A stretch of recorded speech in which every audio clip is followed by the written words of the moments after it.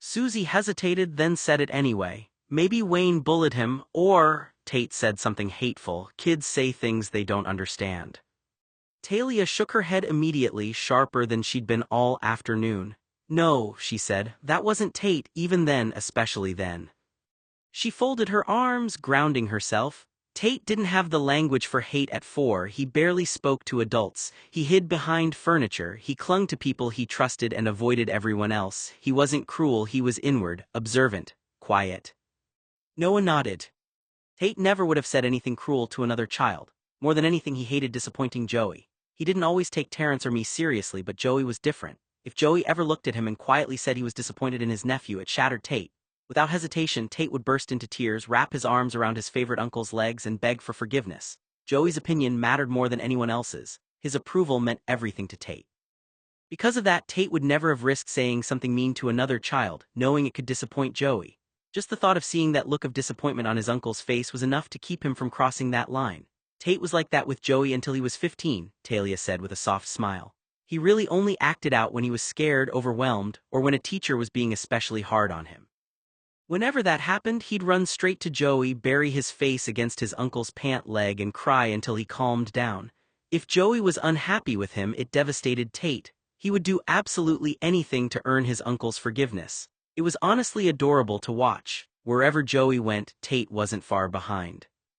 Half the time he was waddling after him, and the other half he was wrapped around Joey's leg while his uncle laughed, trying to keep walking, practically dragging his nephew along for the ride. Until he met Noah, Tate's favorite place in the world was curled up in his uncle's lap. Joey would tickle him, hug him, kiss the top of his head, and make him laugh until he forgot whatever had upset him. The two of them were inseparable. If you saw one of them, you could almost guarantee the other wasn't far away. Susie looked over at Talia. Where do you think Tate got his hatred for gay people? When did it start? Talia was quiet for a long moment before answering. I'm honestly not sure, she admitted. I wish I had an answer, but I don't. I just know it didn't start in junior high. By the time he got there, those beliefs were already there. She sighed, thinking back. It happened sometime before that. I don't know if it was something he overheard repeatedly, something an adult told him, or something he picked up from the environment around him. Kids absorb things long before they understand what they're repeating. So it wasn't because of high school? Susie asked. Talia shook her head. No, whatever planted those ideas happened earlier. Junior high may have reinforced them, but it didn't create them. By then, Tate already believed being gay was wrong. I just don't know exactly where that belief came from. She frowned sadly. I've asked myself that question more than once over the years. I wish I knew when the first seed was planted, because maybe then someone could have pulled it out before it had a chance to grow. She looked at me then. I wonder if Wayne bullied Tate, my son would have fought back, he never would have gone silent. If Tate said something wrong, he would have been confused, not ashamed for decades. Her voice dropped. What I saw was a child who learned very suddenly that some things are dangerous to feel, to remember, to talk about, so he locked them away. Susie nodded slowly. So dissociation, compartmentalization. Yes, Talia said, survival. The room went quiet again. And Wayne, I said carefully, thinking of the bar, the baiting, the way he'd needled Tate with precision. Wayne didn't sound like someone who was hurt by words. Talia's mouth tightened. No, she said, he sounded like someone who wanted control of the story. She looked down at her hands. Whatever happened, Tate's response wasn't anger, it was erasure, and that tells me everything I need to know about the kind of child he was. She looked back up at me. And why you matter so much to him now? Because I wasn't part of the past he had to lock away. I was something he chose to stay present for. Talia looked at me then, really looked at me, her eyes soft and wet. He loves you, she said simply. I started to shake my head, but she didn't let me interrupt. He liked you immediately, she went on. He talked about you from the very first day of preschool, not in big stories, just little observations, what you wore, how you sat, that you didn't scare him, that mattered more than you know. She smiled faintly through her tears. Tate never did that with other kids, he never brought people home nor attached to strangers.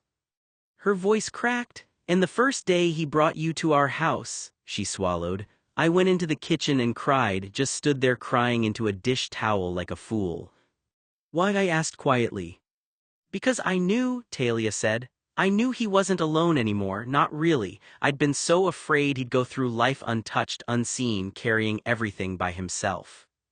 She reached out and squeezed my hand. You didn't save him, you didn't fix him, but you stayed, and for Tate, staying is everything. Her eyes shone. You gave my son a reason to care, a constant, someone he chose. She exhaled, a long breath that sounded like years of fear leaving her chest. And for the first time since he was little, she said, I wasn't afraid of what would happen to him when I wasn't there to watch. Her smile softened. I remember your little sleeping bag, the one you dragged like it weighed 100 pounds. Tate had asked me days earlier if you could sleep over. He was so careful about it, like he was afraid I'd say no. He'd never asked that before, not once. Her voice trembled. I said yes, trying not to make a big deal out of it, but inside I was terrified and hopeful all at once. Terrence was out of state on business. It was a wonderful afternoon, and Tate's father returned at 11 o'clock that evening from Lax. He wasn't expecting to have another child in the house, but Terrence came around and the rest is history. She laughed quietly through tears. That night after the house went quiet, I checked on you both. I just stood in the doorway. I could picture it before she even finished. You were both on Tate's tiny twin bed, she said. No space between you at all, just fused together like magnets. Your sleeping bag is left on the floor, completely forgot. She pressed a hand to her chest, breathing heavily. Tate was sleeping so deeply, peacefully, I hadn't seen that in years, and for the first time I didn't feel like I needed to stay awake to listen for him. She met my eyes. That's when I knew, Talia said softly. Whatever this was between you, it wasn't ordinary. You made the world feel less frightening to him. Her voice broke again. And a mother notices things like that. Talia nodded, her expression turning thoughtful again. A few months later Terrence and I talked, she said. We were worried, not about you, about Tate. She sighed. You were sleeping over here 7 nights a week by then, and at first we thought this is wonderful, Tate's finally connected to a kid, but then the other thought crept in, the responsible parent one. She gave a small, rueful smile. We worried he might be pressuring you, that he needed you too much, that you felt obligated to be there because he couldn't sleep or because you didn't know how to say no. I opened my mouth, but she gently held up a hand. We watched closely, she said, Terrence especially. He paid attention to how you arrived, how you left, whether you seemed tired, peaceful, resentful, or withdrawn. Her eyes softened. And what we saw instead was a child who wanted to be there. You ran into the house, you made yourself at home, you fell asleep faster than Tate did half the time. She smiled faintly. That's when we realized something important. Tate wasn't trapping you, you were choosing him. Her voice dropped, and Tate had never been chosen like that before, not without fear, not without strings. She looked at me carefully. So we didn't pull you away, we didn't limit it, we trusted what we were seeing. A pause. We just promised each other that if you ever looked like you were shrinking instead of growing, we'd step in immediately. She squeezed my hand again. But you didn't shrink, Noah, you anchored him, and somehow he anchored you right back. Her mouth curved into a small, emotional smile. That's not pressure, she said softly. That's attachment. Talia's smile turned wistful, almost fond in a way that hurt. It was adorable, she said softly, the way you both slept together. I felt my face warm, but she kept going, unembarrassed, like it was one of her dearest memories. Sometimes you'd have your head tucked right on Tate's chest, like that was the safest place in the world. Other nights, it was Tate with his face buried in your neck, clinging to you in his sleep like he was afraid you might disappear if he let go. She shook her head gently. He never slept like that before you. He was always rigid, always on edge, even asleep. But with you, his whole body would soften, his breathing slowed, the tension just left him. Her voice caught. I used to stand there in the hallway longer than I should have, just watching, thinking, so this is what peace looks like for him. She looked at me, eyes shining. You didn't even realize you were doing it, she said. You just existed, and somehow that was enough to quiet everything inside him. A pause. That's why, Talia added quietly, no matter what Tate says now about not being capable of love, about hurting everyone close to him, I've seen the truth. I've seen how his body chooses you even when his mind is trying to push you away. Her smile trembled. And bodies don't lie the way fear does. Talia didn't answer right away. She leaned back, considering the question carefully like she'd asked it of herself 100 times before. She exhaled. We watched closely. Her voice softened. Terrence and I wanted to make sure that the attachment you and my son had wasn't codependency, and we spoke with the doctor about it, and she explained that codependence shrinks people, it makes them smaller, it traps them in fear of loss. What we saw with you two was different. She smiled gently. Tate slept better, yes, but he also laughed more. He took risks. He tried. He started caring about things outside himself. You didn't disappear into him either. You kept your individuality, your interests. You argued with him. You said no sometimes, and he survived it. A sad smile touched her mouth. A codependent bond can't tolerate disagreement. Yours could. She leaned forward. What worried me more wasn't codependence, it was what would happen without you. You weren't replacing the world for Tate, you were giving him a bridge back to it. Her eyes glistened. Healthy attachment can look intense when someone's been starving for it, she said quietly. But intensity isn't the same thing as pathology. Then more gently, the problem was never you, Noah. The problem was that Tate learned very early that closeness was dangerous, and with you it finally wasn't. She reached for my hand. That kind of bond doesn't mean something is wrong. Sometimes it just means something was missing for a very long time. Talia's expression shifted, the warmth giving way to something heavier. Your influence over Tate was remarkable, Talia said softly. My son used to hide under his bed for most of the day before you came into his life, Noah. You were the one who changed that. You reached your hand under the bed, gently nudged him to come out, and somehow made him curious about the world instead of afraid of it. She smiled faintly through the sadness. You inspired him to play with blocks, wrestle on the floor, watch movies, scratch records, and ride his bike outside by himself. Before you, I honestly don't think he ever would have left his room. She paused, remembering.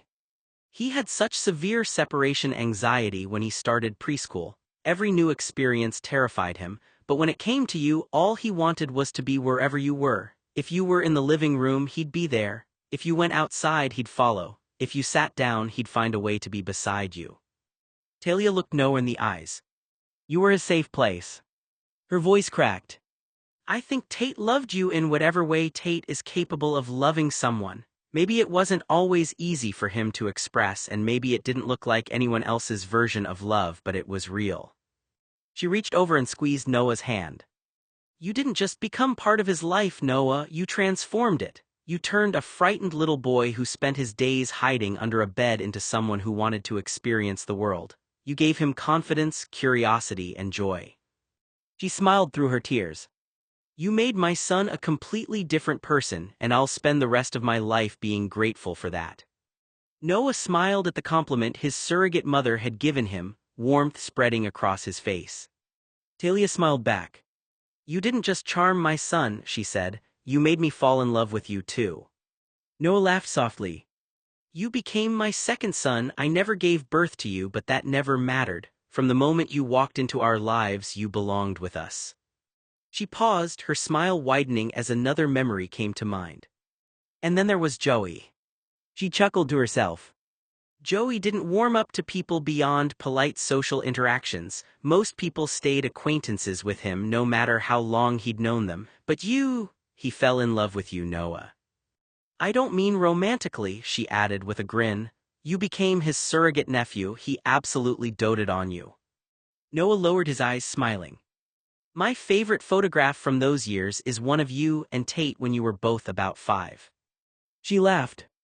Joey was sitting in his favorite armchair with one of you on each knee. Tate was on one leg, clinging to his uncle like always, and you were on the other, smiling at the camera with that sweet little grin of yours.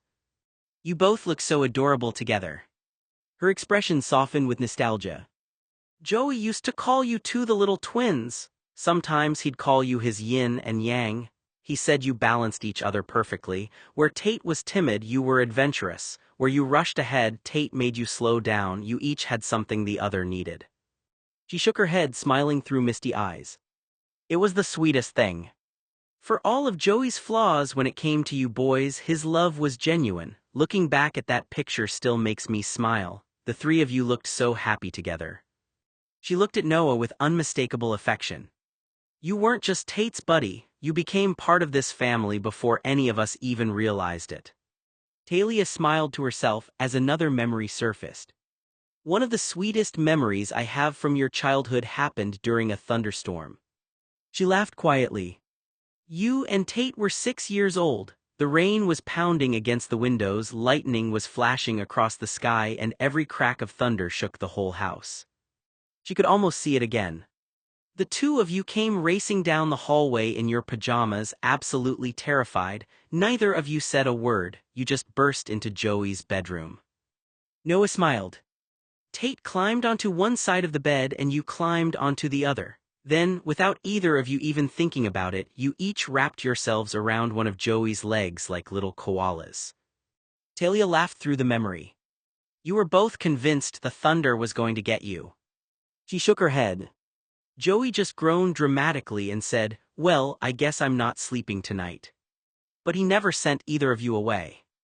Instead, Joey pulled the blankets over both little boys and rested a hand on each of your backs. "You're safe," he whispered. "Thunder's loud, but it can't hurt you in here. Uncle Joey's got you." Every time another crack of lightning lit up the room, one of you would squeeze his leg a little tighter. By morning, the storm had long since passed. Joey woke up unable to move because the two of you were still asleep, one curled against each side of him, hugging his legs as though you were afraid he'd disappear if you let go. Talia wiped away a tear as she smiled. "When I came in to wake everyone, I almost couldn't bear to disturb you. It was the sweetest sight." She laughed. Joey looked at me with the most exhausted expression and whispered, "I think I already have 2 little boys." She smiled warmly at Noah. And in many ways he did. You weren't related by blood, but that never mattered to Joey. Looking at the 3 of you that morning, anyone would have assumed he was raising 2 sons. Her smile softened.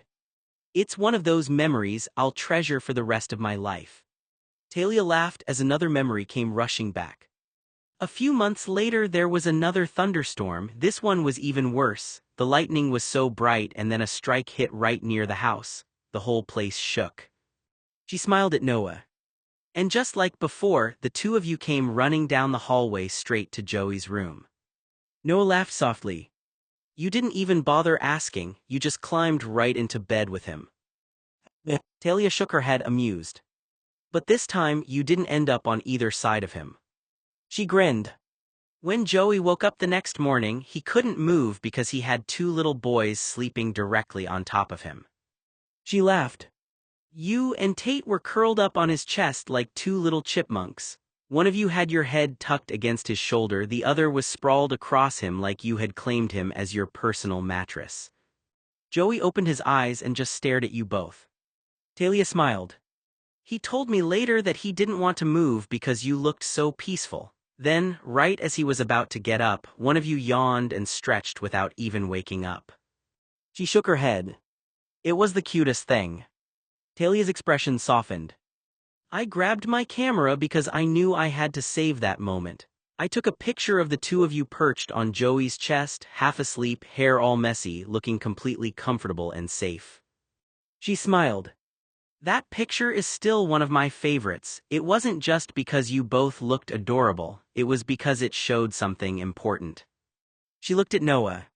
"You and Tate trusted Joey completely. When the world felt scary, he was the person you both ran to, he was your safe place." A quiet laugh escaped her. "Joey used to pretend he was annoyed, but he loved every second of it. He'd say, 'I don't know how I became a human pillow,' but he never complained when either of you needed him." She smiled warmly. "Those little moments were the ones that showed how much love existed in that house," she sniffled. "I never understood why my son had OCD or BPD. He grew up in a loving, warm environment. Whenever you were around him, he was happy." "All was well," she said quietly, "until your 18th birthday."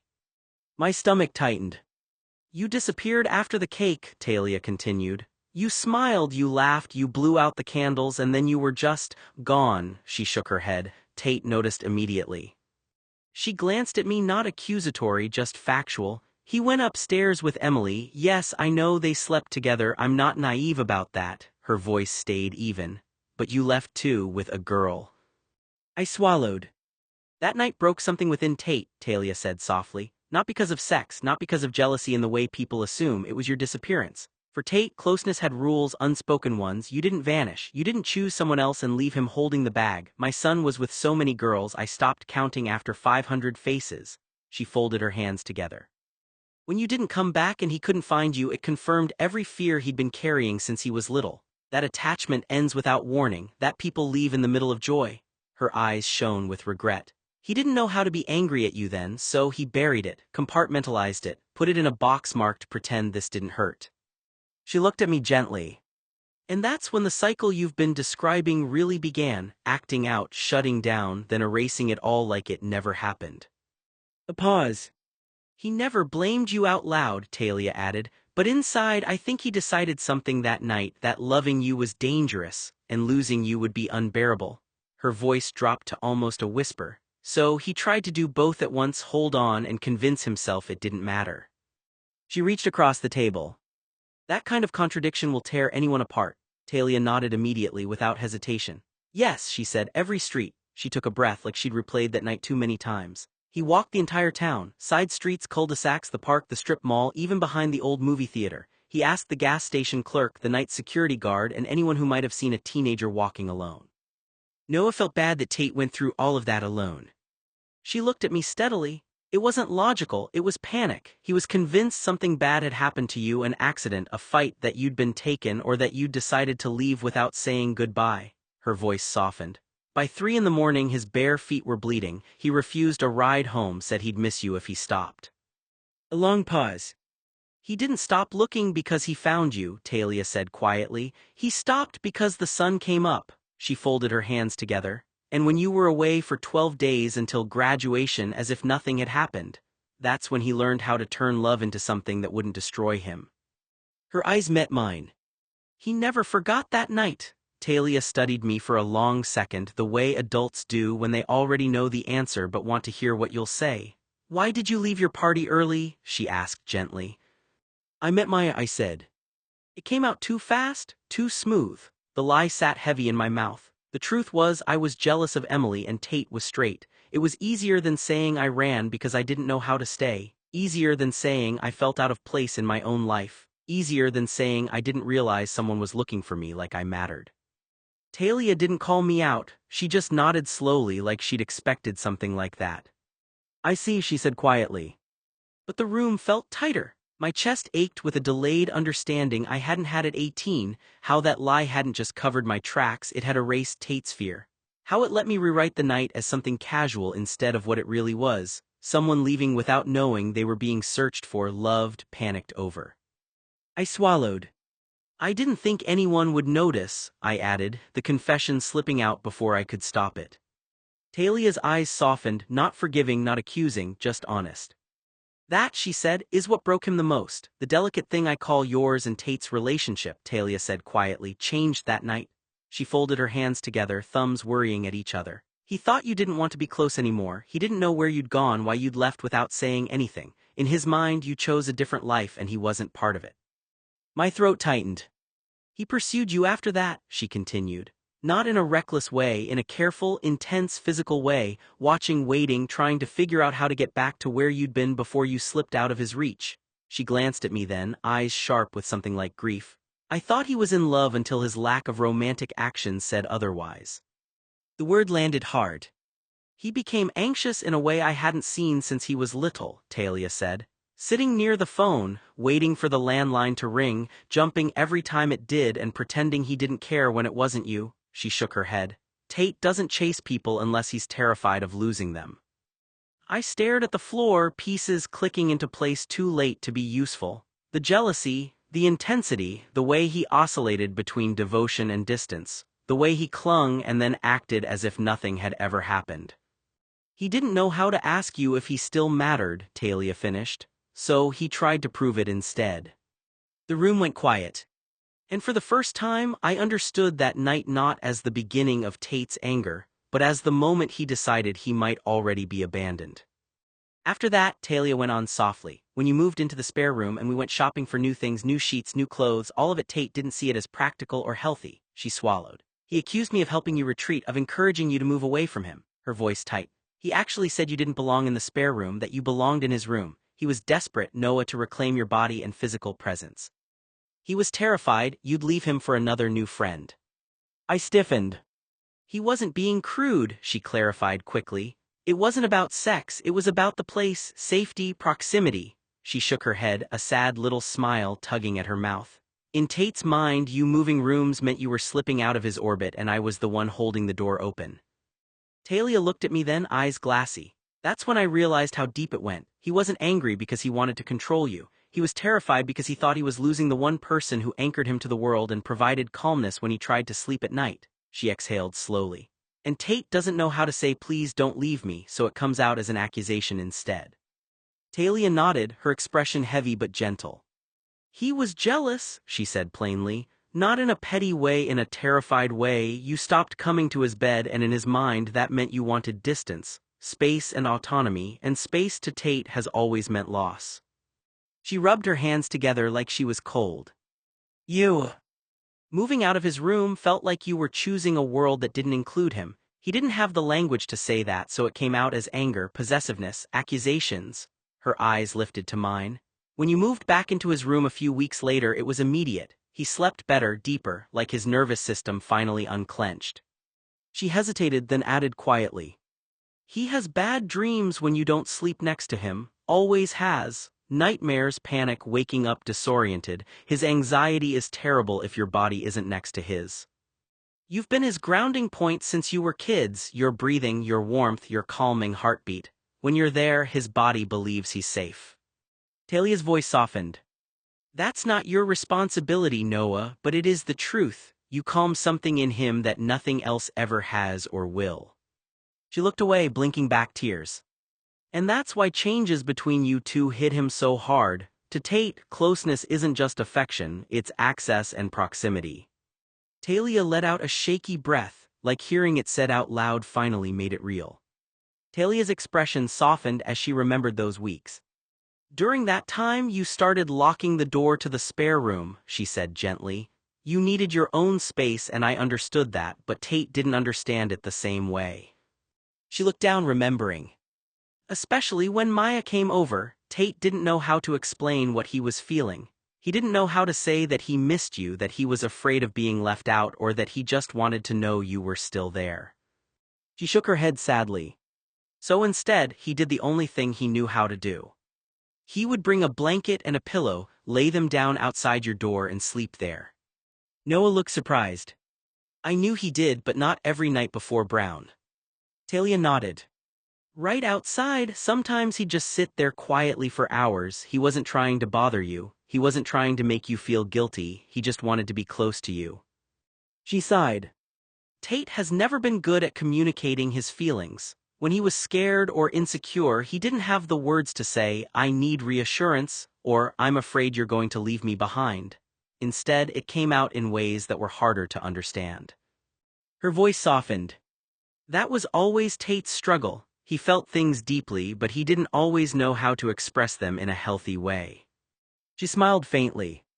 But you were one of the few people who could see past that. You knew that underneath the anger or the stubbornness was a kid who was terrified of losing the people he loved. Talia looked at Noah. That little boy sleeping outside your door wasn't trying to control you. He was just trying to stay connected to the person who made him feel alive. She looked at me with a sad, knowing smile. I almost tripped over him once in the hallway, she admitted. Middle of the night, he was asleep in the hallway, curled up against your door near you. I thought he just collapsed there by accident. She shook her head. But he wasn't confused, he wasn't wandering, he knew exactly where he was. Talia folded her arms, hugging herself. If he couldn't go in, he would secure the closest possible space. Like proximity alone was enough, like being near you, even through a wall, was better than being anywhere else in the house. Her voice cracked.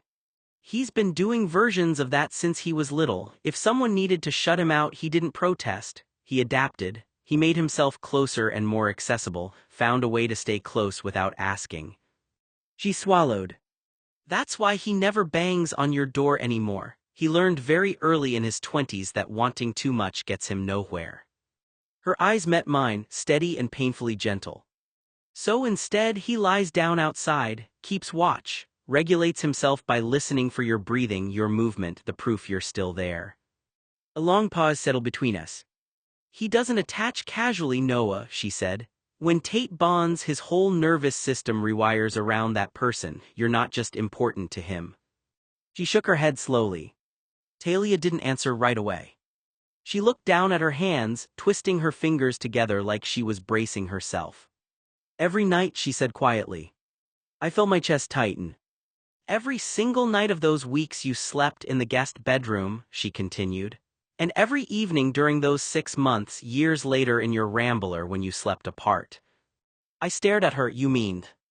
Yes, she said, cutting in gently. If he wasn't in your bed, he was outside your door, sometimes sitting. Sometimes lying down, sometimes just leaning there listening. She swallowed hard. He'd wait until the house was quiet, until he knew you were settled, then he'd place himself as close as he was allowed to be. My voice came out rough. Did he ever sleep? A little, she admitted, but not deeply. He slept best when you were next to him, you already know that. She looked up at me, eyes glossy. I used to ask him why he was so tired. He'd shrug, say he had a bad night. He never once said your name. That hurt more than if he had. He wasn't trying to manipulate you, Talia said quickly, like she could read my thoughts. And he wasn't trying to punish you for needing space. This wasn't anger. She pressed her hand to her chest. It was fear, the kind that lives in the body, the kind that tells a child, if I lose this person, I won't survive it. I shook my head. Why didn't you stop him? We tried, she said softly, but forcing him back to his room made it worse. Panic attacks, night terrors, he'd dissociate, so we chose the option that caused the least harm. She met my eyes again. We let him stay close. A heavy silence settled between us. He never blamed you, Talia added. Not once, even when he was hurting, even when he was terrified. Her voice broke. He blamed himself, he always does. Talia closed her eyes for a moment, like the memory still hurt to look it straight on. Yes, she said quietly, that night too, especially that night. My throat tightened. The night you and Maya slept together in the spare room, Tate didn't sleep in his bed at all, she went on. He lay on the floor outside your door, back against the wall, knees pulled to his chest, like a guard dog that didn't know how to leave his post. I felt sick. And holidays were the worst, she added. Christmas, birthdays, anything that reminded him of loss or change. If you weren't beside him, he couldn't settle. He'd hover as close as the house would allow. She looked at me then, eyes full of something between sorrow and certainty. He wasn't angry with you for being with someone else. He wasn't jealous in the way people usually mean it. Then what was it? I asked, barely above a whisper. He was afraid, she said. Afraid that night meant replacement, afraid that space meant permanent, afraid that once you slept somewhere else you'd stop coming back at all. I rubbed my face, trying to breathe through the weight of it. He never intruded, Talia continued. Never knocked, never went in. He respected the boundary you set, he just couldn't bear the distance. She shook her head slowly. So he stayed close enough to feel you were still there. The room felt unbearably quiet. He doesn't do this because he wants to trap you, she said gently. He does it because somewhere very early in his life, closeness became the only way he knew how to survive fear. Her voice softened even more. And you became his safest place. Talia swallowed, then nodded as she'd already decided to say it, even if it made everything worse. There was one night, she said quietly, you were 13. My head snapped up. Uncle Joey came down the hall late to use the toilet, must have been after midnight, and he tripped over Tate. Literally went down on one knee because Tate was stretched out on the floor outside your door. My chest tightened. He snapped on the light and told Tate to go back to his bed, she went on, said he was being ridiculous, that he couldn't sleep in the hallway. I could already picture it. Tate was stubborn, exhausted, unmoving. Tate didn't even sit up, she said, he just said no. Susie inhaled sharply. Joey insisted, Talia continued, told him to get up, go to bed, act normal. Her voice wavered now. And Tate, who never talked back to his relatives, said, fuck you, rolled onto his side and went back to sleep. The room went still. Joey just stood there, Talia said, stunned, then he turned the light off and walked away. I felt cold all over. That was the night I realized it wasn't a phase, she said softly.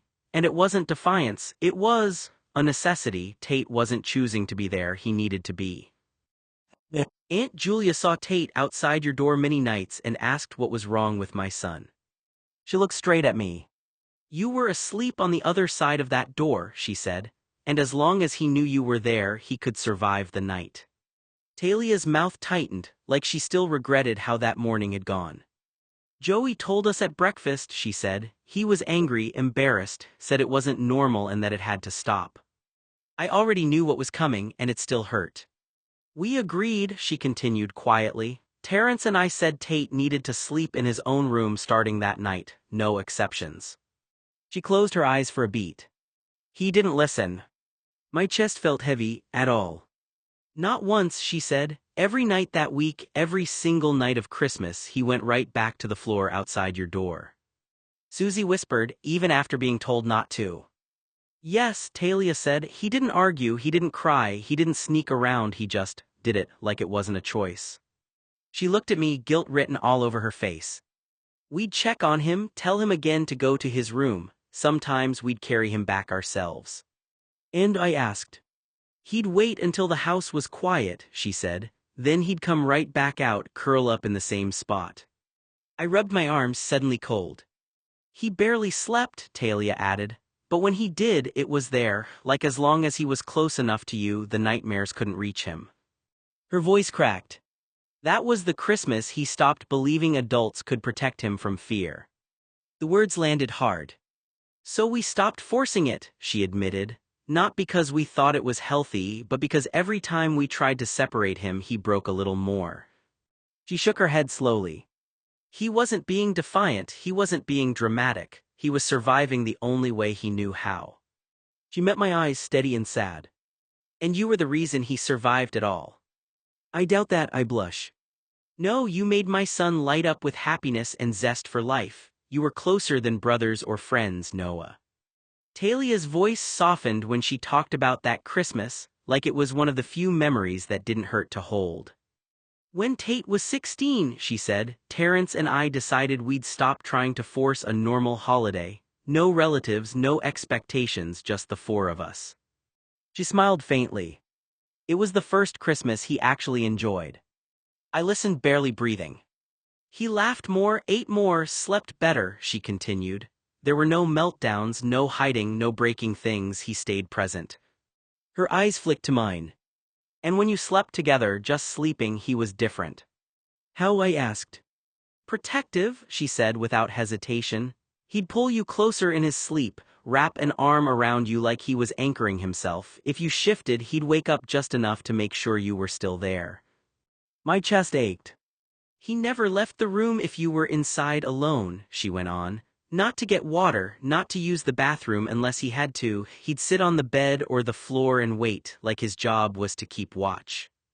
Susie frowned gently. That sounds exhausting. It was, Talia agreed, but it also soothed him. Being near you regulated him in a way nothing else ever did. She looked down, then back up at me. That's why when it was just us, no guests, no pressure, Tate was calmer, because he didn't feel like he had to split himself in two. I swallowed. Split himself how? One part pretending he was fine, she said quietly, and one part silently terrified of losing you. She reached across the table and squeezed my hand. You were his safe constant. When you were close, the world stopped being so loud. Her voice trembled just a little. And when you weren't, he endured it, but it cost him. Talia nodded slowly, like that truth had been sitting with her for years. He saw himself as your protector for a reason, she said. I don't know exactly when it started or why he attached himself to you so fiercely, but once he did, Tate never let go. She folded her arms, thinking. He never left your side, not really. Even when he wasn't physically next to you, his attention was always tuned to where you were. If you left a room, his eyes followed. If you were quiet too long, he'd check. I felt my throat tighten. Every year, she went on, I wanted to go back to New York for Christmas, to see family, to keep traditions alive. She gave a small sad smile. Tate always talked me out of it, said it would be easier if they came here, that California was better, that travel was stressful. Susie tilted her head, but it wasn't about the travel. No, Talia said softly, it was about you. She looked straight at me. He didn't want a single night where he couldn't see you. didn't want distance, didn't want time zones or guest rooms or unfamiliar houses where he couldn't position himself close. Her voice dropped. He couldn't imagine being okay if you weren't reachable. The weight of that pressed down on my chest. He didn't see it as dependence, she added quickly. In his mind it was duty, responsibility, like something terrible would happen if he failed to keep watch. She sighed. That's why it never felt romantic to him, at least not the way people usually mean. It was older than that, deeper, almost instinctual. I stared at the floor. So what happens when a protector gets tired? Talia's eyes softened. They don't stop protecting, she said. They just start breaking quietly. She reached for my hand again. And Tate has been breaking in silence for a very long time. Talia's breath caught when you said that. She didn't answer right away. That's the tragedy of it, she said softly. You were his special person, just in a different way. She leaned forward, elbows on her knees. You protected him from spiraling, from being alone with his thoughts, from the fear that took over when there was no anchor. You didn't even realize you were doing it, you just existed beside him, and that was enough. Susie nodded slowly. You were the constant he could borrow calm from. Talia looked back at you. But Tate believed he was the one loving and protecting you, especially from bullies. Somewhere very early on that story formed in his head that if he didn't stay alert, if he didn't stay close, you would disappear, and if it did, it would be his fault. Your chest tightened. So you were both protecting each other, Talia continued.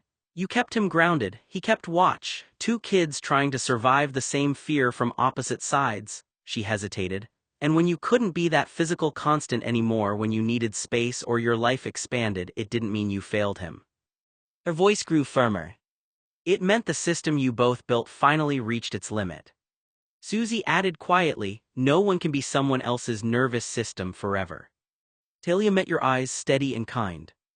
You didn't abandon him, you outgrew a role you were never meant to carry alone. She squeezed your hand. And Tate never learned how to feel safe without assigning that role to himself or to you.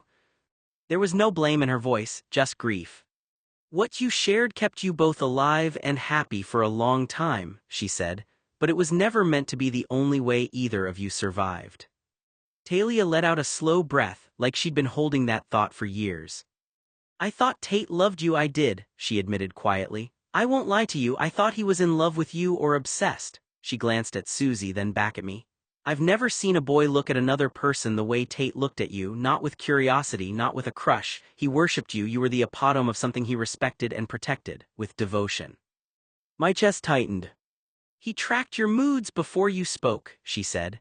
Adjusted himself around you, lit up when you entered a room and dimmed when you left. If that isn't what love looks like from the outside, I don't know what is. So, was it love? I asked. Talia shook her head slowly.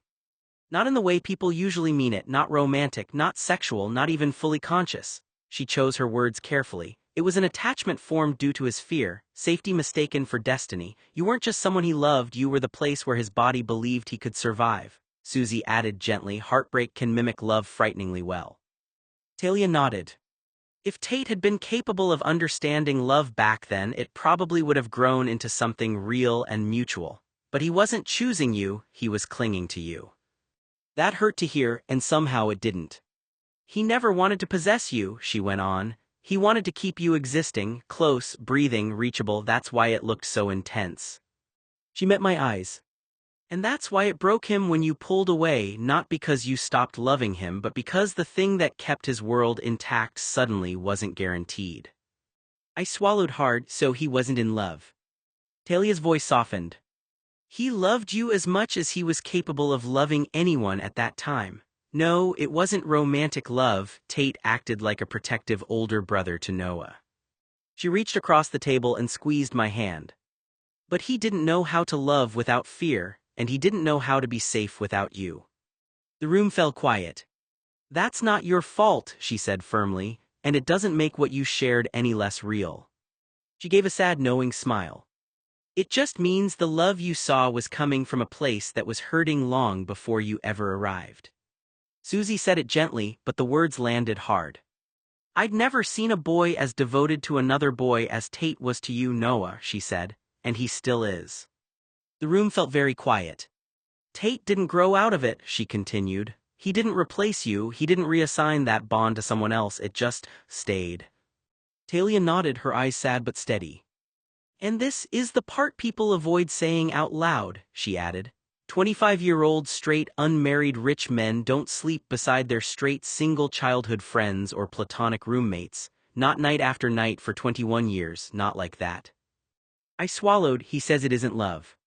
Of course he does, Susie said softly. Because to him love equals danger, love equals loss, love equals things being taken away or used against him. Talia leaned forward. But what Tate does with you, seeking your body for comfort, regulating his breathing against yours, sleeping better only when you're there, that's attachment at its deepest level. She hesitated, then said it anyway. It may not be romantic in the way movies show it, but it's intimate, it's exclusive, and it's enduring. I looked down at my hands. So what is it then? Talia didn't rush her answer. It's a bond formed before Tate had language for love, she said. Before he learned what was acceptable to want or safe to feel, it lives in his nervous system, not his logic. Susie added quietly, and that's why he can say he isn't capable of love and still orbit you like your gravity. The words made something in my chest ache. Susie smiled as she looked over at Talia. Anytime I asked Tate about the bond he has with Noah, he'd just get this little smirk on his face, she said, like he knew some wonderful secret the rest of us didn't. Talia laughed softly, already knowing exactly what Susie meant. He never answered me, Susie continued. He'd just shrug or change the subject, acting like I was imagining things. I'd ask, "What is it about Noah?" And he'd look at me with that smug little smile as if the answer was obvious but he wasn't about to tell me. He wasn't teasing you, Talia said with a knowing smile. He just didn't have the words for it. No, Susie agreed. Looking back, I don't think he did. He only knew that being around Noah made him feel different, calmer, happier, safer, but he wasn't ready to explain it to anyone, not even himself. Tate has always been private with the things that matter most to him, Talia said. The bigger the feeling, the less likely he is to talk about it. Susie nodded. That makes sense. Every time I'd ask, he'd wear that same little smirk, almost like he was thinking, if you knew what I know, you'd understand. But he'd never say it out loud. Because some things, Talia replied gently, he wanted to keep between himself and Noah until he understood them. That smile wasn't him hiding something from you, it was the look of someone who had found the person who finally made him feel like he belonged. Talia smiled to herself, remembering all the little moments everyone else had overlooked. You know, she said, I started noticing it before anyone else did. Susie raised an eyebrow. Really? Oh yes, whenever Noah walked into a room, Tate's whole posture changed. He didn't even realize he was doing it. His shoulders would relax, his face would soften, and that stubborn expression would disappear. Susie laughed. I remember that. And if Noah laughed, Talia continued, Tate would glance over before anyone else did. It was almost automatic, like he needed to know why Noah was smiling. I always thought I was reading too much into it, Susie admitted. You weren't. Susie smiled, so that little smirk. It was because he knew something was happening to him long before he was willing to admit it, Talia finished. He always looked so amused when I'd ask him. Because he couldn't explain it, he just knew Noah made every day better. Susie leaned back in her chair. I even asked him once, are you in love with him? Talia's eyes widened. You did. Oh, I absolutely did. And what did he say? Susie chuckled. Nothing. He looked at me with that same infuriating smirk, shook his head and said, You're seeing things, Susie. But he wasn't convincing. Not even a little. The two women laughed. I remember watching him after that, Susie said. He denied everything, but his actions betrayed him. Noah would leave the room and Tate's eyes would follow him without thinking. If Noah was having a bad day, Tate couldn't settle down until he knew he was okay. If Noah smiled at him, she shook her head. It was like someone had handed Tate the entire world. Talia nodded knowingly. Tate has never been good at talking about love, he shows it instead. He protects the people he loves. He stays close to them, he notices everything about them. Noah became the center of his world long before Tate ever admitted it, even to himself. In that smirk, Susie asked one last time. Talia smiled warmly. That was the smile of a man who had already found home. He just wasn't ready to tell anyone where it was. Talia smiled fondly as she looked at Noah. You know what always stood out to me about Tate, she asked. He was unbelievably affectionate with you. Susie nodded. I noticed that too. I'd walk downstairs into the basement, Talia continued, and there you'd be, sitting in his lap while the two of you watched television. Your cheek would be pressed against his cheek like it was the most natural thing in the world. Noah smiled at the memory. It never looked forced, Talia said. Neither of you seemed self-conscious about it. Tate would have one arm wrapped around you, and if someone walked into the room, he never rushed to move away. He just stayed exactly where he was.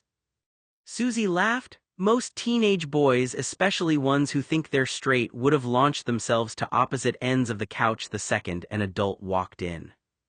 Exactly, Talia agreed. Teenage boys usually keep a certain amount of physical distance from each other because they're worried about what people will think. But Tate, he never seemed to care. No, Noah admitted quietly, he didn't. He was always touching you somehow, Talia said. If you were sitting beside him, his shoulder would be against yours. If you were standing together, he'd lean into you. If you were watching a movie, you'd somehow end up curled against him before it was over. And he looked completely comfortable, Susie added, like that's where he expected you to be. Talia smiled. It wasn't performative, it wasn't to make a statement, it was simply how safe he felt with you.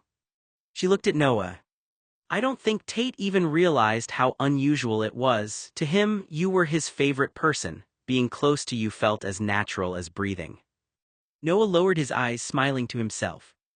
I remember wondering if either of you noticed, Talia continued. But every time I saw you together, it seemed like you had your own little world. The rest of us were just lucky enough to witness it. Susie chuckled. And meanwhile Tate kept insisting there was nothing special going on.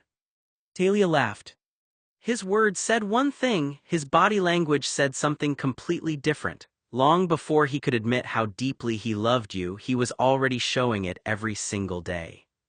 Talia slowly shook her head. I've been around boys and men my entire life, she said.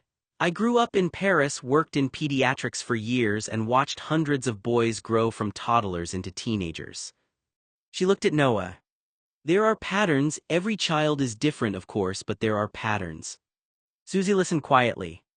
By the time many boys reach 12, 13, or 14, they often become much more conscious of how they're perceived by their peers. They may still roughhouse, throw an arm around a friend's shoulder, or celebrate after a game, but sustained affection usually becomes much less common, especially in public, because many teenagers become sensitive to teasing or social expectations. She smiled gently. Then there was Tate. Noah chuckled. Tate did the exact opposite. She laughed. I'd walk downstairs and there you'd be, tucked against him with your cheek resting beside his. He'd have an arm around you as if he'd forgotten anyone else existed. Neither of you seemed uncomfortable. Neither of you acted like you had something to explain. Susie nodded. And if somebody walked into the room? He didn't move, Talia finished, not an inch. She folded her hands in her lap. That was what caught my attention. It wasn't simply that he was affectionate. It was that he seemed completely unconcerned with whether anyone thought it was unusual. She looked thoughtfully toward the window. In the 1980s, teenage boys often felt strong pressure to appear independent and to avoid behavior that might invite teasing. If a boy was mocked for being too physically close to another boy, many would instinctively create more distance afterward. She smiled. Tate never seemed interested in following that script. No, Noah said softly, he never was.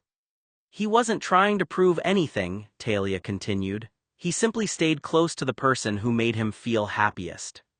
Susie grinned. So while everyone else was worried about appearances, Tate was just being Tate. Exactly. Talia looked back at Noah. That's why I always smiled whenever someone insisted there was nothing remarkable about the two of you. Whether your relationship was friendship, love, or something still unfolding, one thing was obvious to me. The comfort and affection between you were extraordinary. I couldn't compare it to the other teenage boys I'd known because it simply didn't resemble most of the dynamics I'd observed. She smiled warmly. Tate was always his own person. He never seemed interested in pretending to be someone else just because the world expected it. That independence, along with how openly he cared for you, was one of the things that made him so memorable.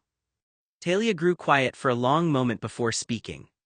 You know, she said softly, there is something about Tate that I have spent years trying to understand and I still don't think I completely do. The room fell silent. I lived to see what happened during the 1980s. I remember the fear surrounding the AIDS crisis. I remember the headlines. I remember the language people used. I remember how casually cruel society could be toward gay people and toward anyone who didn't fit conventional ideas of masculinity. She sighed. It wasn't just adults. Teenagers absorbed those attitudes too. Boys learned very quickly what was considered acceptable and what wasn't. Many were terrified of being perceived as different because they knew how harshly their peers could react. Noah nodded. I remember. So do I, Talia replied. She folded her hands together. When I eventually learned that Tate had been cruel to some boys in high school because they were perceived as gay or feminine, I was devastated. Her expression hardened. If I had known while it was happening, I would have put an end to it immediately. I would have disciplined him. I would have involved his father. That behavior would never have been excused in my home. Susie nodded quietly. But I didn't know. She shook her head. Teachers rarely described those incidents as homophobic back then. They often didn't even use that word. If fights happened, they were sometimes treated as ordinary school discipline problems, and the underlying prejudice wasn't always addressed. In many places, students who were bullied for being perceived as different didn't receive the protection they deserved. She looked down at her lap. I hate that. Noah remained silent. What has puzzled me ever since, Talia continued, is the contradiction. She looked directly at Noah. Because every belief Tate seemed to apply to other boys simply disappeared when he was with you. Susie looked between them. It was as though there were two completely different versions of him. Talia nodded slowly. That's exactly how it felt. She leaned back. If another teenage boy became overly physically affectionate with Tate, he'd usually pull away immediately. Sometimes he'd become defensive. If another boy crossed what Tate believed was an acceptable boundary, he reacted strongly. She paused. But you. She smiled faintly. The rules seemed to evaporate. Noah lowered his eyes. I watched the two of you for years. She continued.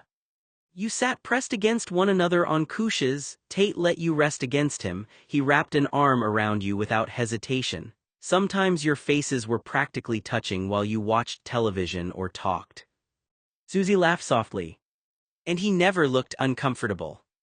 Never. Talia smiled.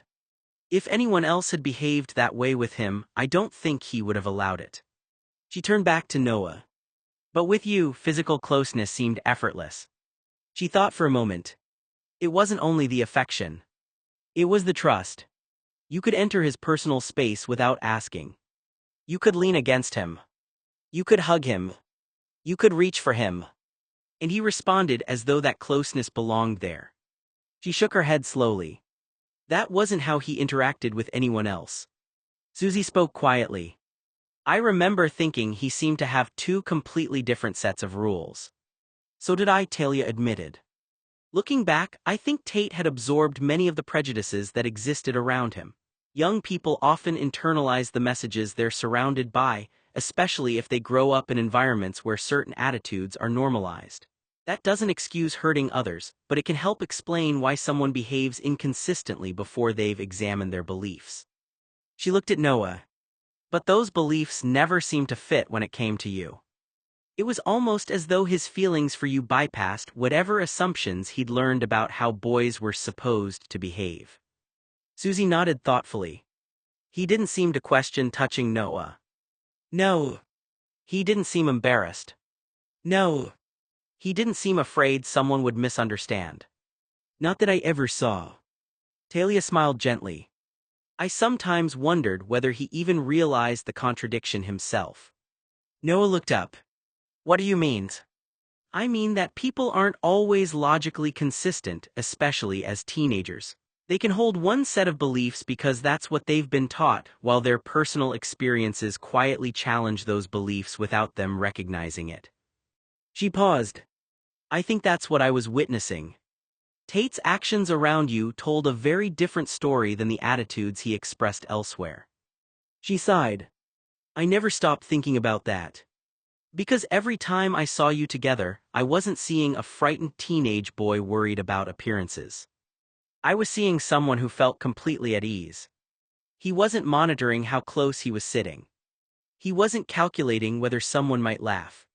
He wasn't worrying about whether resting beside you looked masculine enough.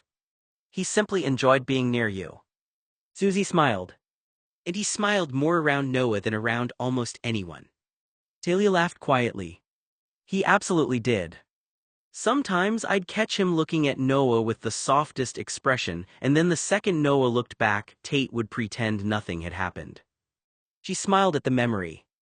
I don't know if Tate understood himself during those years. I don't know when he finally recognized the contradiction. And I certainly can't explain why every social rule he seemed determined to enforce elsewhere suddenly no longer mattered when Noah was involved. She looked at Noah with warmth. What I do know is this: whatever was happening inside Tate, your presence consistently brought out a gentler, more affectionate, more emotionally open version of him. That doesn't erase the harm caused by the way he treated other people, and he would have needed to take responsibility for that. But it does illustrate how complicated people can be. Sometimes their closest relationships expose tensions and contradictions they haven't yet confronted in themselves. She smiled softly. That contradiction puzzled me then, and in many ways it still does, but one thing was always unmistakable. When Tate was with you, the fear, the posturing, and the need to prove himself seemed to fade away. For reasons only Tate could fully explain, being with you allowed him to be someone different from the boy the rest of the world usually saw. Susie gave Noah a look that was equal parts amused and exasperated. I've had this conversation with Tate more than once over the last 5 years, she said. Every single time he comes up with a new explanation. Noah smiled knowingly. He'll say we're just friends. She shrugged. Fine, that's his answer. She leaned forward. But then I ask him to explain the rest. Talia watched quietly. I ask him, how many other straight men do you know who have voluntarily shared a bed with the same male friend for years? Susie laughed. He never has an answer. I ask him, how many of your other friends have fallen asleep on your shoulder, in your arms, curled up against you? Again, no answer. I ask him, how many of your male friends have you happily slept beside night after night without thinking twice about it? She smiled. He changes the subject. Noah rubbed the back of his neck. Tate always has been good at avoiding uncomfortable conversations. Oh, he's excellent at it, Susie replied with a grin. He'll rationalize everything. We're comfortable. We've always done this. It's not a big deal. You're reading too much into it. She laughed. I've heard every version. Talia smiled. That sounds like Tate. Susie nodded. But here's what I've always tried to explain to him. She chose her words carefully. There isn't one single way that straight men behave, and there's nothing wrong with close male friendships or physical affection. People express closeness differently, and not every friendship fits cultural stereotypes. She paused. At the same time, your relationship with Noah has always been unusual in its consistency and intimacy. It wasn't one camping trip or one night after a storm. It became part of your everyday life. Noah remained quiet. You two didn't seem to need personal space from each other the way most people eventually do. You'd watch movies practically leaning on each other. You'd fall asleep beside each other. You were perfectly content sharing a tiny bed when there were other options. You seemed happiest when the other one was nearby. She smiled. Whether that's friendship, romance, or something neither of you had words for at the time wasn't for me to decide. Talia nodded. Exactly. Susie continued. My point to Tate was never, you must be this or you must be that. My point was much simpler. Don't dismiss what you're experiencing just because it doesn't match the picture you grew up with. She looked toward Noah. I think Tate had spent so many years believing relationships had to fit into neat little categories that when his feelings or his behavior didn't fit those categories, he explained them away instead of examining them. Talia folded her arms. People sometimes do that, especially when they're trying to reconcile deeply held beliefs with personal experiences that don't fit those beliefs. Susie nodded. And maybe that's exactly what was happening. She smiled softly. I remember telling him one day, "You don't have to convince me of anything, you only have to be honest with yourself." What did he say? Noah asked. She laughed. He rolled his eyes, smiled that little smile of his, and told me I was overthinking everything. Talia chuckled. Classic Tate. Very. Susie looked back at Noah.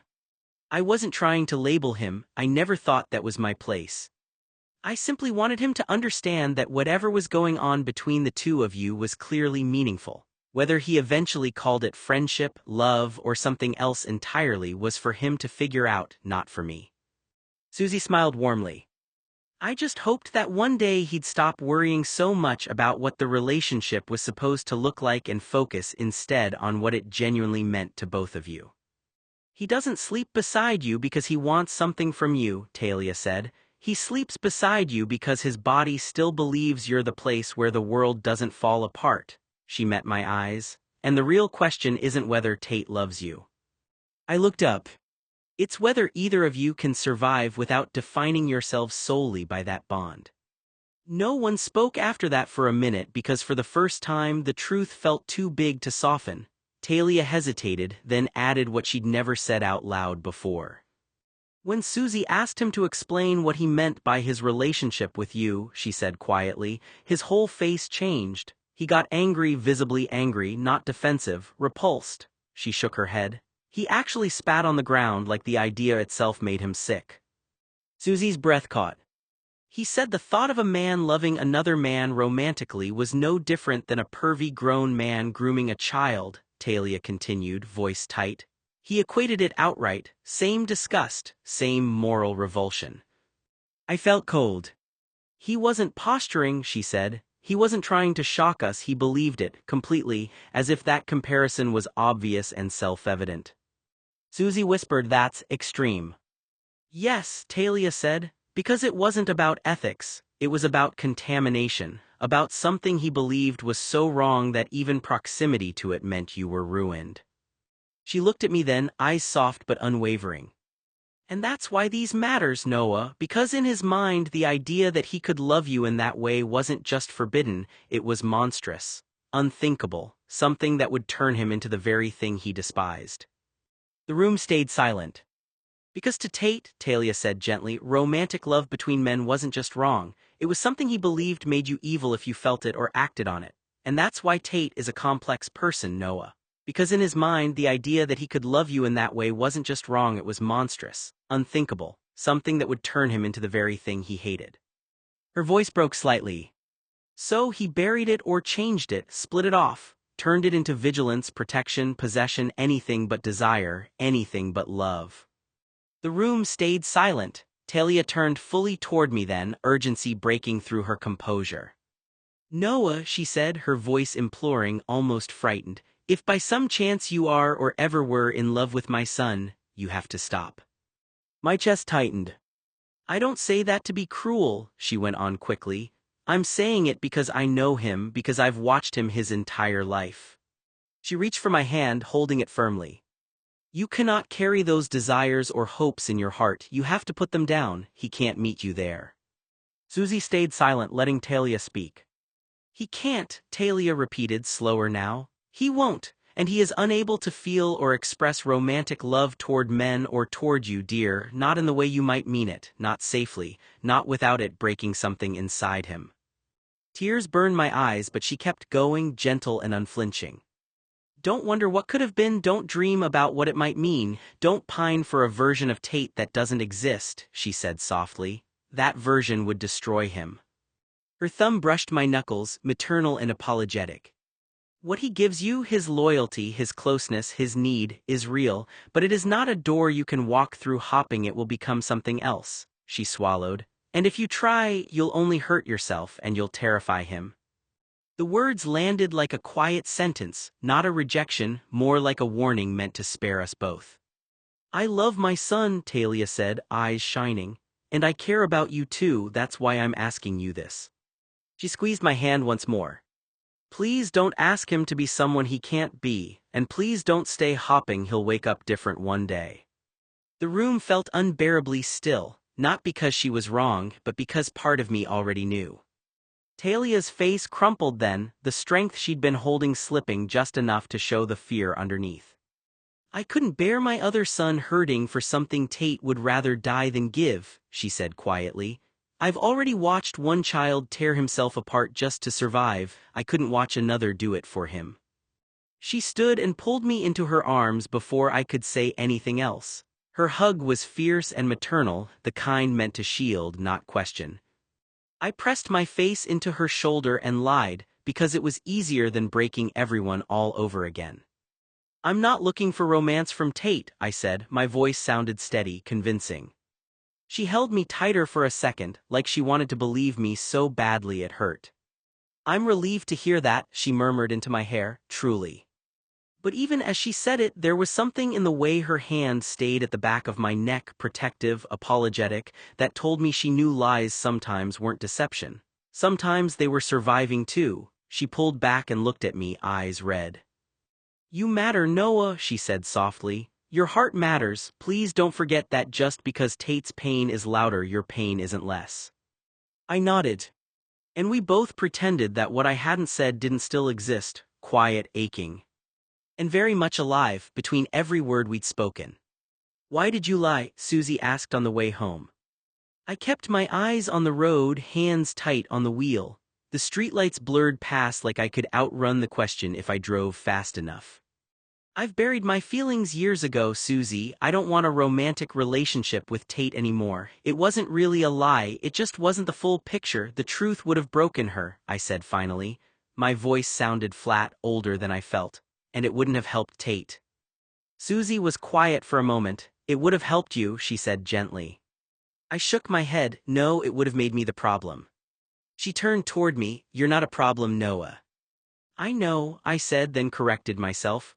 I know that logically, but to her, to Tate, if I'd said yes, if I'd admitted that some part of me hoped, wondered, loved, then suddenly everything dangerous in his world would have a face. Mine. Susie exhaled slowly, but I continued. Talia's terrified of losing him, I continued. Terrified of what loving him costs, and if I'm honest about my feelings, then I become something she has to protect him from. Susie didn't argue. I told her that because I didn't want her to look at me and see a threat, I said. I didn't want her to think I was waiting for something he can't give without destroying himself. Susie nodded slowly. And are you? The question hurt more than Wayne's words ever had. I don't know, I admitted. I just know I couldn't say yes out loud, not to her, not when she was begging me to let him survive. Susie reached over and squeezed my arm. You lied because you love him, she said. And because you're used to carrying the weight, he doesn't have to. I swallowed hard. That doesn't make you dishonest, she added softly. It makes you exhausted. We pulled up in front of her house. She opened the door, then paused. Just don't disappear inside that lie, she said. You're allowed to have a heart even if no one knows what to do with it. She closed the door gently. The Wayne topic was closed after that, quietly, decisively. Talia didn't bring it up again, and neither did I. Whatever answers existed were buried somewhere none of us were allowed to dig. Tate acted as if nothing had happened, which was his signature move. He laughed the same, teased me the same, took up space beside me like the world hadn't tilted on its axis only days earlier. He talked about movies, work, stupid errands like there hadn't been blood on a bar floor or hours of sobbing in my lap or words he'd said that should have changed everything. It was uncanny, almost surgical. I watched him closely, waiting for cracks, hesitation, shame, fear, but there was nothing. He was polished, present, and charming, the Tate everyone else knew, the one who survived by erasing entire chapters as if they'd never been written. Part of me wanted to scream, you don't get to just move on. Another part was relieved he had, because if he acknowledged it, Wayne, the rage, the tears, the truth, then I'd have to too. And I wasn't sure I could survive that without breaking something neither of us knew how to repair. So I played along. I laughed when he laughed. I followed when he changed the subject. I let his version of reality become the one we lived in again. But I didn't forget. I saw it now for what it was, not denial, not cruelty, not indifference. A survival reflex honed so early and so thoroughly that pain simply vanished once it was no longer useful. Tate didn't heal from things, he outlived them. And I was starting to understand the cost of loving someone who survives by pretending the fire never happened, even while the smoke still lives in your lungs. After the Wayne incident, Tate became more affectionate with me, noticeably so. Not with words, never with words, with touch. He kissed the top of my head when he passed behind me, quick and casual, like it meant nothing, like it didn't send something warm and painful straight through my chest. His fingers found my hair constantly, combing through it slowly and absent-mindedly like muscle memory, like he needed the texture of me to stay regulated. Sometimes he'd tug me closer without asking, settling me between his knees on the couch. Other times he'd pull me fully onto his lap, one arm locked around my waist, the other hand buried in my hair, stroking my scalp in long, repetitive motions that made my body go heavy and still. One night we watched Edward Scissorhands while I was sitting between his legs, my back against his chest and his chin resting lightly on my shoulder. His fingers threaded through my hair over and over, slow and careful, like he was afraid if he stopped I'd disappear. Every so often he'd press a kiss into my hair, soft, lingering, reverent in a way that didn't feel accidental. Neither of us commented on the film, but it sat between us anyway, a story about a boy who couldn't touch without hurting, about love that stayed just out of reach, about wanting someone so badly that it became safer not to. Tate's grip tightened during certain scenes, not enough to hurt, just enough to remind me he was there, or maybe to remind himself that I didn't move. I didn't ask why this movie, I didn't ask what it meant that he chose it. I let him touch me, let him soothe himself with me, let him believe this was enough, and he rewarded that silence generously. More kisses, more closeness, more nights where his hands never left me. It was comfort, yes, it was tenderness, it was intimacy in everything but name, and somewhere deep down I knew the truth I wasn't allowed to say out loud. As long as I didn't ask for love, he could give me everything that looked exactly like it. I realized it right there on the couch with Tate. That what we had, this closeness without a name, without permission, without a future anyone was willing to admit, was somehow more intimate than anything physical could have been. More intimate than bodies colliding, than urgency, than sex stripped down to mechanics and release. Because this wasn't about hunger. It was about trust without language, about being held instead of taken, about staying instead of finishing. He wasn't trying to consume me or prove anything or quiet something inside himself for a moment. He was anchoring, regulating, choosing me as the place where his nervous system could finally rest. His fingers in my hair, my weight settled into him. Both of us were breathing in sync while a movie about unrequited love played like a cruel joke in the background. There was nothing performative about it, nothing fleeting, nothing that ended. What wife or lover ever received that kind of attention without expectation, without sexual availability, without transaction, without roles to perform? There were no demands hidden inside it, no unspoken debts, no assumption that closeness had to be repaid with sex, with caretaking, with social legitimacy. He didn't want a partner to present, he wanted me to remain.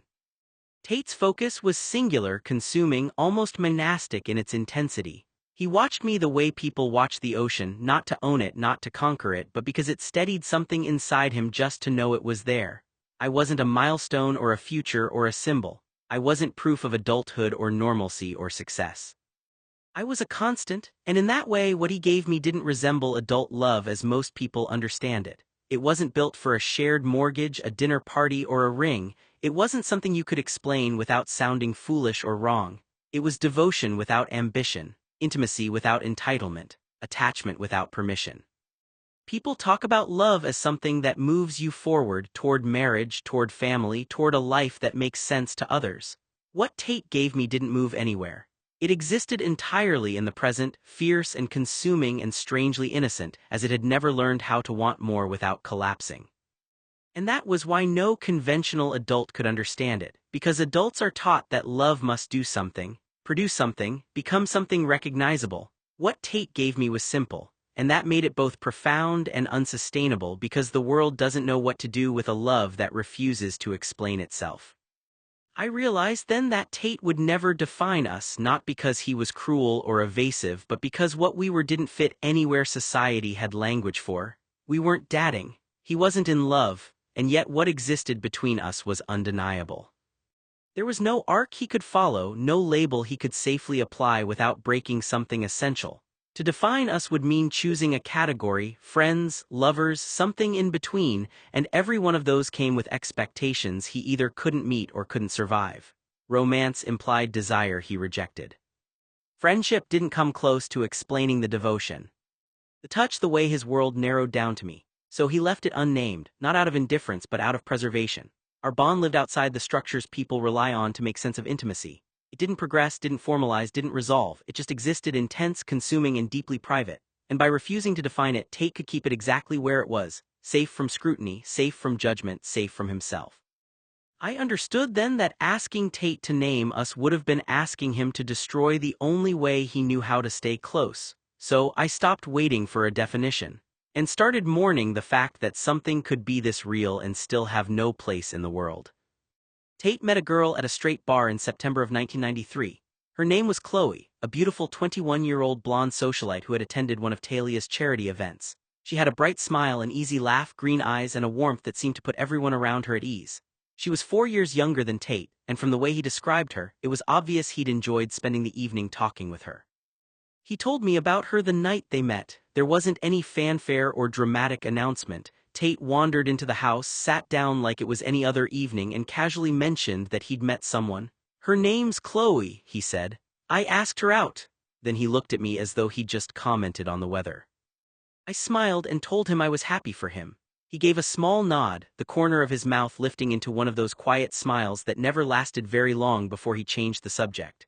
Within minutes, we were talking about something completely unrelated and the conversation moved on. That was Tate. Even when something significant happened in his life, he rarely lingered on it. He'd share just enough to let me know what was going on, then tuck his feelings back behind that familiar calm expression as though there was nothing more to say. A part of me wanted Tate to have a life so badly that it hurt so much to mean it. A life that looked normal enough to quiet whatever demons followed him. Chloe made sense in a way nothing else ever had. She fit neatly into the world Tate insisted on living in. Still, when he talked about her, there was a careful distance in his voice.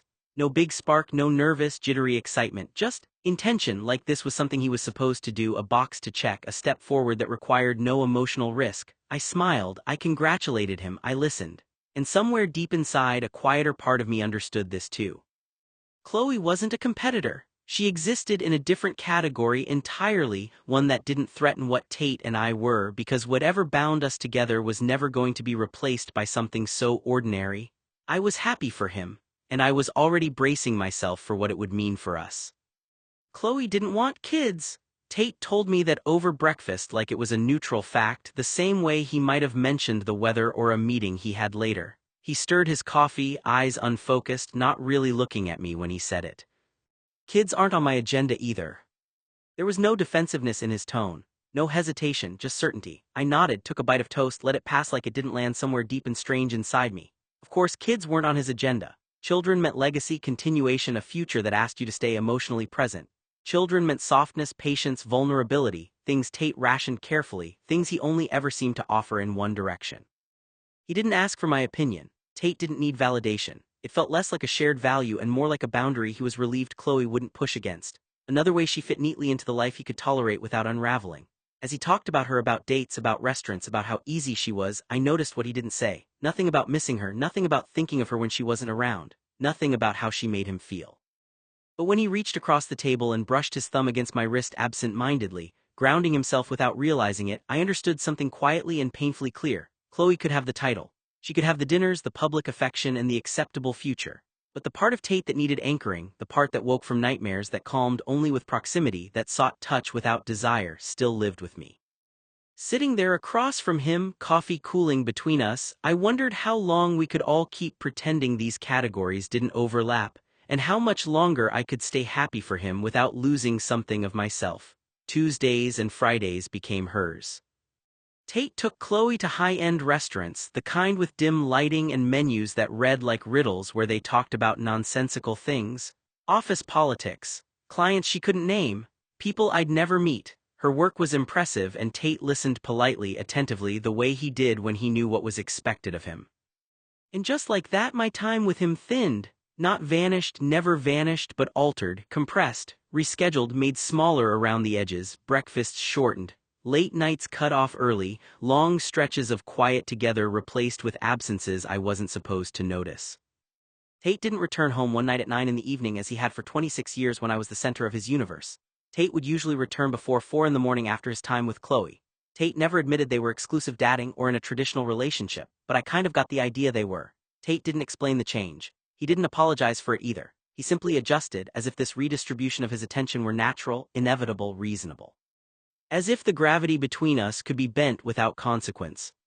When he was with me, he was still there, still touching my shoulder when he passed, still sitting close, still watching me like he always had.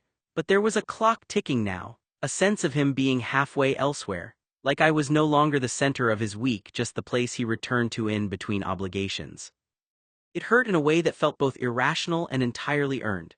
He still slept next to me, that at least didn't change. Night after night he climbed into bed like he always had, his body finding mine by muscle memory alone.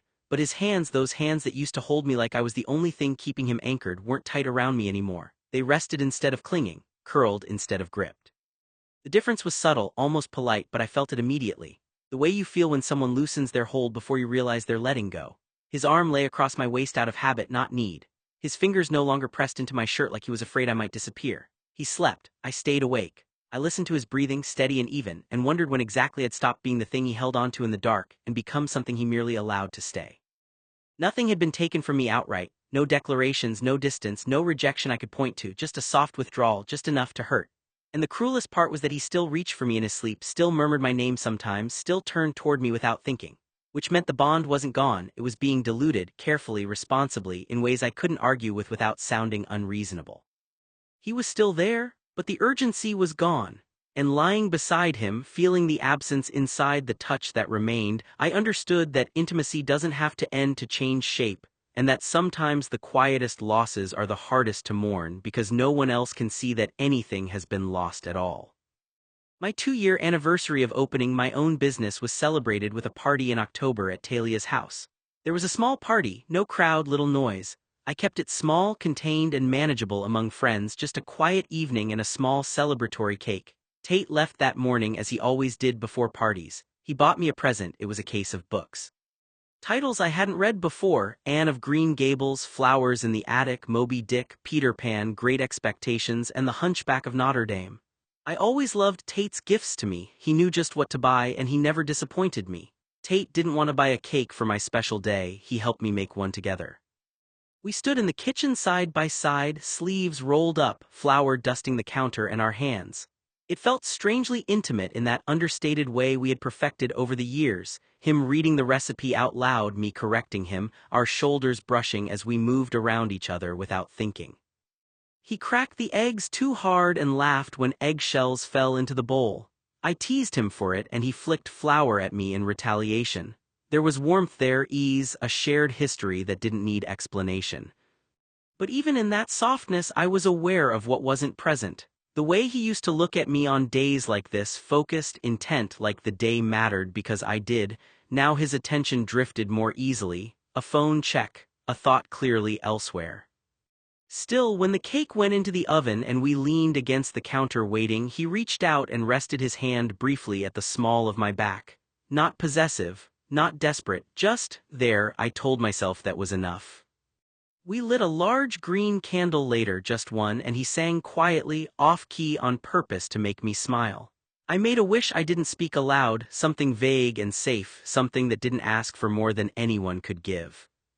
And as I blew out the 2 candles on my celebratory cake, watching the smoke curl into the air between us, I couldn't help thinking how strange it was that the most meaningful moments of my life kept shrinking down to these small, private spaces, where love existed, but only if it stayed quiet enough not to be named. Tate slept over at Chloe's place one night in early December. I slept alone.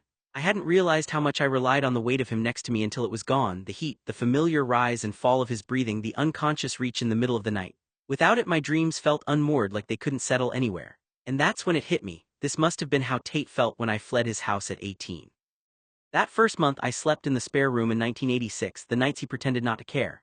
The way he stationed himself outside my door was as close as he was allowed to be. The way his sleep fractured when I wasn't beside him. The symmetry made my chest ache. I had thought back then that I was protecting myself, creating space. doing what adults were supposed to do. I hadn't understood that for Tate, sleep wasn't just sleep, it was safety, regulation, survival.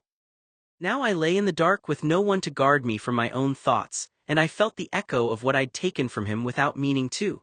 Leaving Tate without a goodbye back then was cruel and unforgivable because the boy I abandoned had BPD and a host of mental disorders, and his mind must have made Tate believe I didn't love him anymore. The twin bed felt too big, the house felt hollow, and for the first time I let myself admit something I'd avoided for years. Whatever Tate and I were, it had never been casual, it had been a shared nervous system, and now, lying there alone, I was finally feeling the full weight of its absence. Tate would never fall in love with me. He seemed to have fallen platonically out of love with me after 21 years of consistently pursuing me. That truth finally settled, heavy and immovable. But worse than that, I had lost his utter devotion and physical proximity. The thing that had never had a name never needed one. The way he once oriented his entire body, his sleep, his nervous system around my presence. The way I had been his constant without ever being claimed. And now he didn't seem to need it anymore, or me. There was no confrontation, no explanation, no ending I could point to, just absence, just a gradual reorganization of his life in which I no longer occupied the center. He was happy or at least functional, and that felt like its own kind of cruelty. Because how do you grieve something that the other person insists never existed? I replayed everything, searching for the moment I'd broken something essential.